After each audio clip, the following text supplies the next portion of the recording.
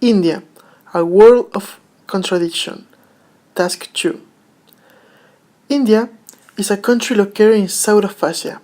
It is the second most populous country with over than 1,200 million inhabitants. India has many contradictions.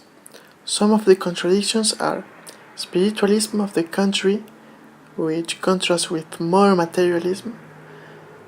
India has a variety of religion and more than 2,000 language, which cause internal discussions and at the same time contributing to the integration and pluralism. The economy is an awesome theme, with advance in the field of technology, entertainment and health like the city of Bangalore, but this gives many contradictions because India is only focused on economic growth, which does not develop the socioeconomic part. In this country, people in the extreme poverty have to coexist with people in the extreme wealth. Another contradiction is crime and injustice against the woman in the most advanced and sophisticated cities like Mumbai and Delhi that show the social part of the country has not progressed. India has a large socioeconomic growth but is unable to share the benefit for all of the Indian people. In another part, India is one of the poorest countries and has the worst socioeconomic index. And it's funny because India is a rising economy superpower.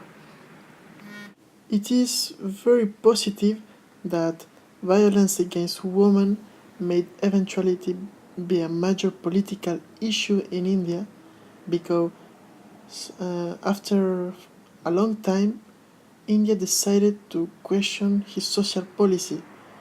This is an advance for the democracy for this country. The public sector in India remains little investment inefficient, contrary to the private sector. The private sector is promising job opportunities like never before, but only a portion of the population with high resources can be accessed. This is why wealth is unevenly distributed. So we can say the contradictions of the country are based on the difference between progressive and regressive India. India is so great that it is impossible to see the mass realities of a country.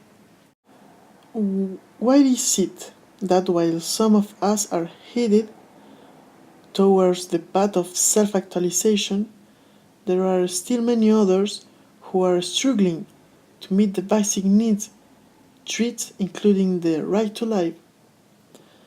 Other of the contradictions are that even though India is a country with part the world domination, poverty and lack of social awareness is growing. Even urban India, which has the intellect and resources to alleviate poverty and increase social awareness, think of these problems as growth of factors external.